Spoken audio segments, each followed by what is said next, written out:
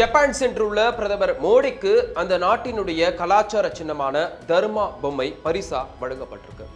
ஏன் இந்த தர்மா பொம்மை பிரதமர் மோடிக்கு பரிசா கொடுத்திருக்காங்க? அந்த தர்மா பொம்மையின் ரகசியங்கள் என்னன்னு உங்களுக்கு தெரியுமா? இந்த வீடியோல தெளிவா சொல்றேன். 2 நாள் அரசுமுறை பயணமா ஜப்பான் சென்றுள்ள பிரதமர் மோடிக்கு அந்நாட்டு அரசு சார்பில் உற்சாக வரவேற்பு அளிக்கப்பட்டிருக்கு. தொடர்ந்து இந்திய ஜப்பான் பொருளாதார கூட்டத்தில் பங்கேற்று உரையாற்றியும் இருந்தாரு பிரதமர் மோடி. அதுக்கு பிறகு தருமாஜி கோயிலினுடைய தலைமை குருவான ரேவ் ஷெய்ஷி இரோஸ் தர்மா பொம்மையை பிரதமர் மோடிக்கு பரிசா வழங்கியிருக்கார்.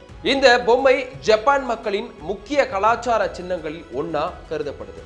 இந்த தர்மா பொம்மை பார்த்தோம் அப்படின்னா காஞ்சிபுரத்தை சேர்ந்த பௌத்த மத துறவியான போதி தர்மரை அடிப்படையா கொண்டிருக்கு. ஜப்பான்ல போதி தர்மரை தர்ம தைஷின்னு அழைக்கவும் செய்றாங்க. போதி தர்மர் 9 ஆண்டுகள் கைகள் மடக்கிய நிலையில சுவரை பார்த்து தியானம் செய்ததா சொல்லப்படுது.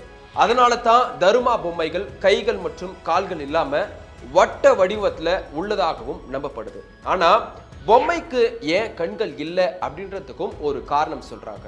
ஒரு இலக்கை நிர்ணயிக்கும் அந்த பொம்மையில் ஒரு கண்ணை வரைந்து அந்த இலக்கை அடைந்ததும் மற்றொரு கண்ணை வரைவது அந்த நாட்டின் பாரம்பரியமாக கடைபிடிக்கப்பட்டு வருவதா சொல்லப்படுது. ஒரு இலக்கை நோக்கி பயணிக்கும் பொழுது எக்காரணத்தை கொண்டோ பின்வாங்க கூடாது அப்படின்றத அறிவுறுத்தும் வகையில தான் இந்த பரிசு வழங்கப்பட்டிருக்கு. குறிப்பா பொம்மையில் உள்ள வட்டமான அடிப்பகுதி அது சாய்த்தாலும் மீண்டும் எழும்ப செய்து, அதுவும் வட்ட வடிவில் இருக்கக்கூடிய இந்த பொம்மை தியான நிலையில போதி தர்மர் இருப்பதை சுட்டி காட்டுவதா சொல்றாங்க.